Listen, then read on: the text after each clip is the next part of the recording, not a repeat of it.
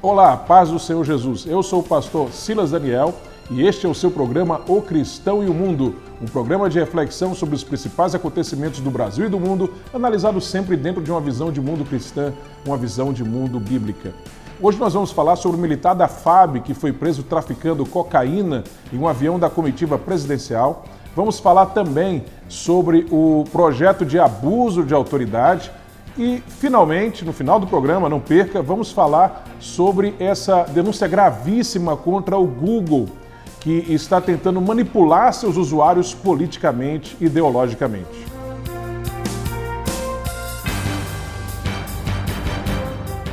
Foi preso nesta semana em Sevilha, na Espanha, um militar da FAB, Força Aérea Brasileira, que estava traficando 39 quilos de cocaína num avião reserva da comitiva presidencial.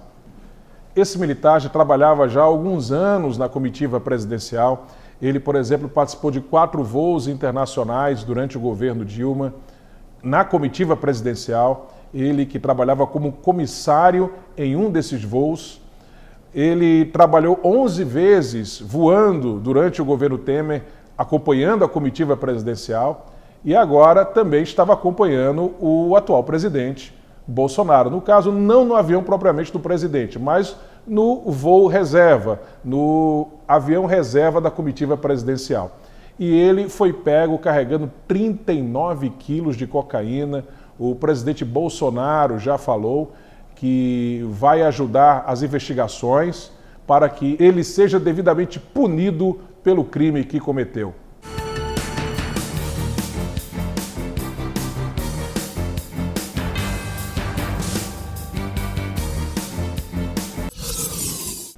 Outro assunto importante desta semana é a votação no Senado das 10 medidas contra a corrupção.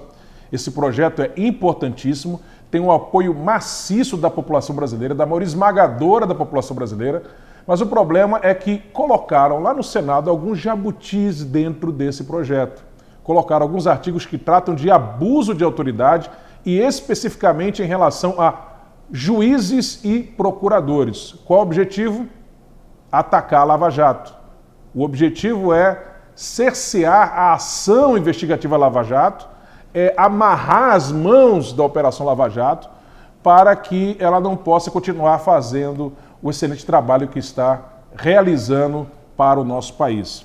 Claro que nem todas aquelas coisas que são colocadas ali nos artigos sobre abuso de autoridade são absurdas. Eles colocam algumas coisas que são interessantes, mas com alguns artigos que tratam de coisas que, na prática, vão acabar atrapalhando o trabalho das investigações da Operação Lava Jato, e não só da Operação Lava Jato, mas de todas as próximas operações que serão feitas no Brasil para combater a corrupção, para combater a criminalidade. Primeira coisa a se frisar sobre isso é que não tem nada a ver um projeto que trata sobre medidas contra a corrupção, tratar de abuso de autoridade. São coisas totalmente diferentes. Deveria haver um projeto tratando separadamente sobre esse assunto. A inserção de texto falando sobre abuso de autoridade num projeto que trata de medidas de combate à corrupção no Brasil é já de cara um erro e que mostra justamente uma tentativa daquelas pessoas que têm medo de ser pegas por essa investigação que está ocorrendo, essas investigações do Brasil, de, através dessa inserção nesse projeto, fazer com que essas medidas contra a corrupção percam o efeito desejado, o efeito objetivado.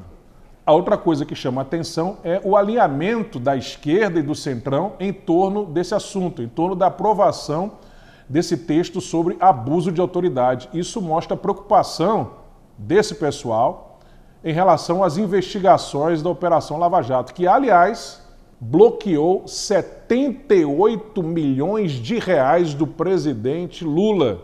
78 milhões de reais do presidente Lula, que dizia que estava sem dinheiro, que até teve que fazer vaquinha, ou fizeram vaquinha para ele, se lembra? Para pagar custas de processo, enfim. Poxa, tão pobre e teve 78 milhões de reais de seu patrimônio bloqueado pela justiça. Outro assunto muito importante nessa semana é a denúncia do projeto Veritas lá nos Estados Unidos de que o Google tem manipulado seus usuários ideologicamente, politicamente, tem feito de tudo para fazer uma manipulação na linha progressista, na linha esquerdista, como nós chamamos aqui no Brasil mais popularmente, né? Um funcionário do Google, que trabalha próximo aos executivos daquela instituição, ele gravou com a câmera escondida uma conversa que teve com a executiva do Google, que é responsável pela área de engenharia, pela área de inteligência artificial do Google, e ela fez declarações que deixam claríssimo o intento do Google de manipular eleições em países. Inclusive, ela fala que a eleição de Trump em 2016 foi inadmissível e que eles já estão trabalhando de todas as formas para que ele não seja reeleito em 2020. Há também denúncias de manipulação no plebiscito sobre o aborto na Irlanda, manipulação da população através do sistema Google. Enfim, veja agora um trecho dessa importante denúncia do Projeto Veritas. This is something that is bigger than me. This is something that needs to be said to the American public. Elizabeth Warren is saying that we should break up Google. And I love her, but she is very misguided. That will not make it better, it'll make it worse, because now all these smaller companies who don't have the same resources that we do will be charged with preventing the next Trump situation. It's like a small company cannot do. And it's like...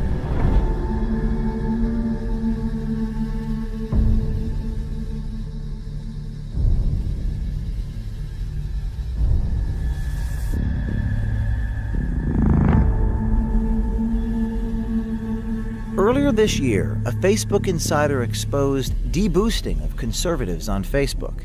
That insider inspired someone at Pinterest to come to Project Veritas with his story.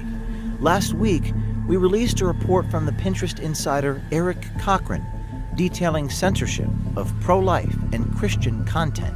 The tech companies can't fight us all. Today, we bring you a Google insider, a brave man who came forward and brought us a story that will scare you. A couple weeks before the Google insider came forward, Project Veritas secretly recorded with Jen Janai, a Google executive. Janai talks about making sure when people search for things through machine learning algorithms, Google's political agenda is always present. We all got screwed over in 2016.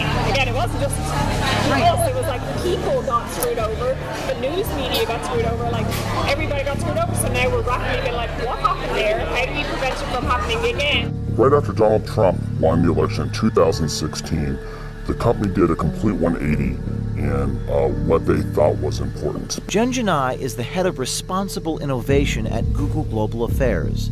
She determines policy and ethics for machine learning, or artificial intelligence. What we've learned is that AI is increasingly what Google Search is all about. The reason we launched our AI principles is because people were not putting that line in the sand, and they were not saying what is fair and what's equitable. So we're like, well, we are a big company, we're going to say it. Where my definition of fairness and bias specifically talks about historically marginalised communities, and that's who I care about. Communities who are in power and have traditionally been in power are not who I'm solving fairness for. Our definition of fairness is one of those things that we thought would be obvious and everybody would agree to, and it won't. There are the same people who voted for the current president do not agree with our definition of fairness. Fairness is a dog whistle. It does not mean what you think that it means, and you have to apply doublethink in order to understand what they're really saying. And what they're really saying about fairness is that they have to manipulate their search results so that it gives them their political agenda that they want. And so they have to rebias their algorithms so that they can get their agenda across. And fairness, meaning whatever it is that they want to define as fair. you could actually think of fairness as unfair, because it's taking as input the clicks that people are making, and then figuring out which signals are being generated from those clicks and which signals it wants to amplify and then also dampen. Men can. And I see men can have babies, men can get pregnant, men can have periods, men can cook. Do most people search for that stuff, or what is the company doing internally? No, people aren't searching for this. This is literally coming from source of truth databases that they've selected represent the truth and that they are pulling this information from. All these examples are part of the social justice narrative, right? And so the sources of truth that ML Fairness is selecting from to amplify are saying these keywords. Project Veritas also received a trove of confidential documents from within Google. This document is about algorithmic unfairness. It reads, quote, "For example, imagine that a Google image query for CEOs shows predominantly men. Even if it were a factually accurate representation of the world, it would be algorithmic unfairness," unquote. In this document, it says, in some cases, it may be appropriate to take no action if the system accurately affects current reality, while in other cases, it may be desirable to consider how we might help society reach a more fair and equitable state via product intervention. What do they mean by that? So what they want to do is they want to act as gatekeepers between the user and the content that they're trying to access. And so they're going to come in, they're going to filter the content, and they're going to say, actually, we don't want to give the user access to that information because it's going to create an outcome that's undesirable to us. So this was an internal-only Google document which says the goal is to establish, quote, "a single point of truth for definition of news across Google products," unquote. What does this mean? When they mean single point of truth, what they mean is alignment with the narrative. And so the narrative is manufactured by establishment players, and what they're looking to do is they're looking to boost authoritative content. Accusations on around the fairness is that we're unfair to conservatives because we are choosing what we define as credible news sources, and those news sources don't necessarily overlap with conservative sources, and so we're getting accusations on fair from one side. Training data are collected and classified. Algorithms are programmed. Media are filtered, ranked, aggregated, and generated. People, like us, are programmed. Sounds like social engineering, not search querying. Politicians on both sides of the aisle debating whether antitrust legislation or other regulations and controls are in order. He got called in front of Congress multiple times and we've not shown up because we were like, we just know they're going to just attack us. Like, we're not going to change our response, we're not going to change our mind. There's no point in just sitting there being attacked for something that we know we're not going to change. Like, they can pressure us, but we're not changing. But we also have to be aware of what they're doing and what they're accusing us of. Like I said, like, they could just, like Elizabeth Warren, even I love her, but she's also saying, like, you just have to break up Google and that will solve everything. You have to what? Elizabeth Warren is saying that we should break up Google.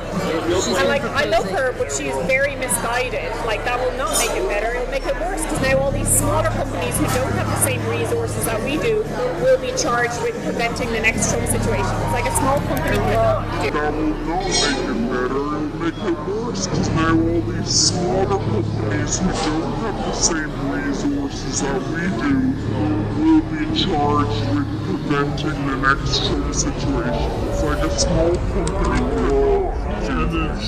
They are a highly biased political machine that is bent on never letting somebody like Donald Trump come to power again. 2020 is certainly on top of now my old organization, Trust and Safety, is top of mind. They've been working on it since 2016 to make sure we're ready for 2020. So training our algorithms, like if 2016 happened again, would the outcome be different? It's unclear what Janai is exactly referring to, but Google's political agenda is undeniable. Google is protected by Section 230 of the Communications Decency Act. It says, quote, "No provider or user of an interactive computer service shall be treated as the publisher or speaker of any information provided by another information content provider," unquote. Meaning, Google is not liable for any content on their platform. What's scary about this to you? What's scary is that Google's deciding what's important and what's not important. They are going through and they're effectively deleting conversations from the national narrative. It reminds me of a book called 1984, and that should have been a warning. 1984 should not be a user manual on how to run society. And Google's falling directly into that trap, where they're deciding what gets read, what gets consumed, what people are able to click on, what appears.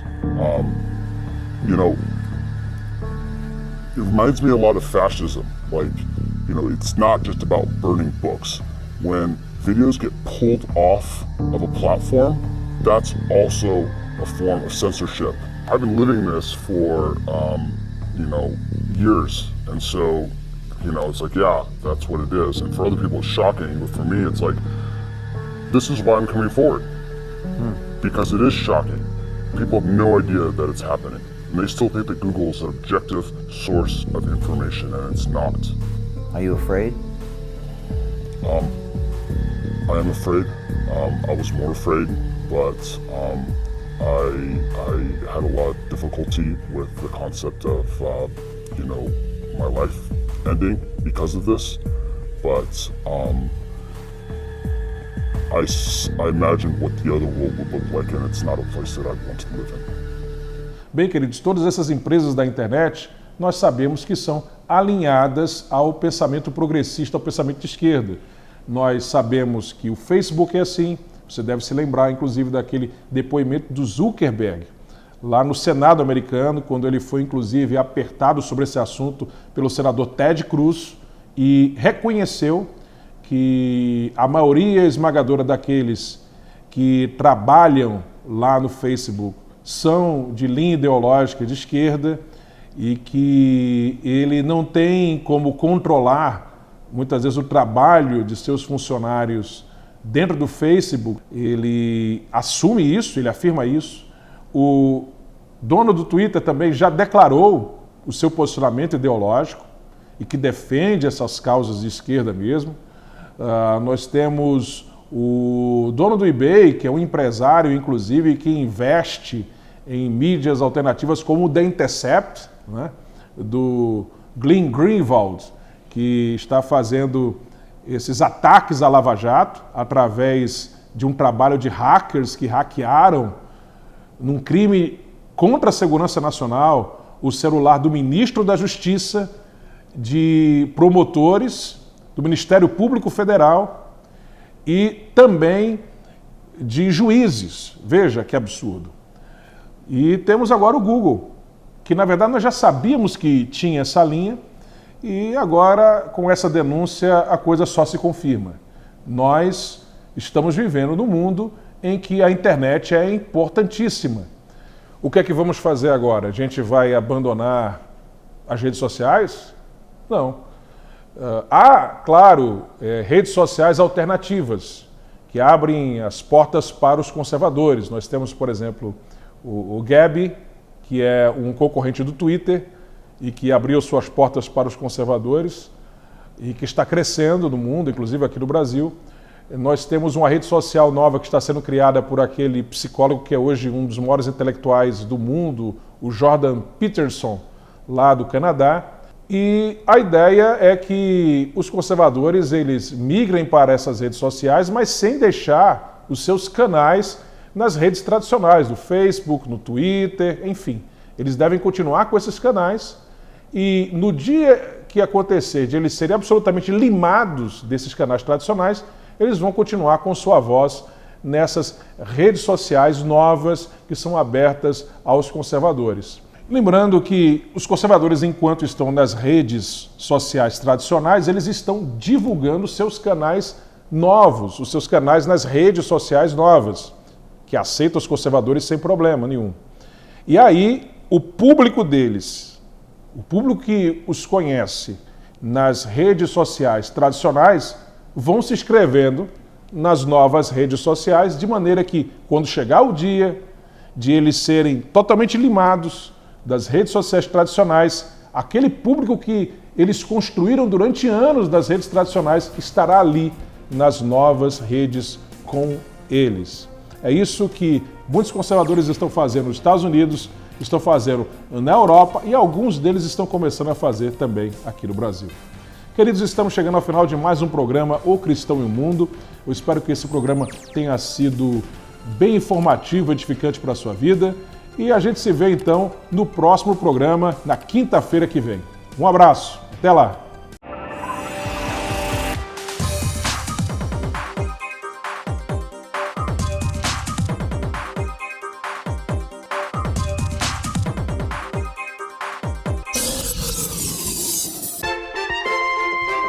Quer um estudo completo e profundo das Sagradas Escrituras? Conheça a Bíblia de Estudo Holman e surpreenda-se. Esta Bíblia foi projetada para que cada recurso esclarecedor esteja na mesma página com o texto bíblico ao qual se refere.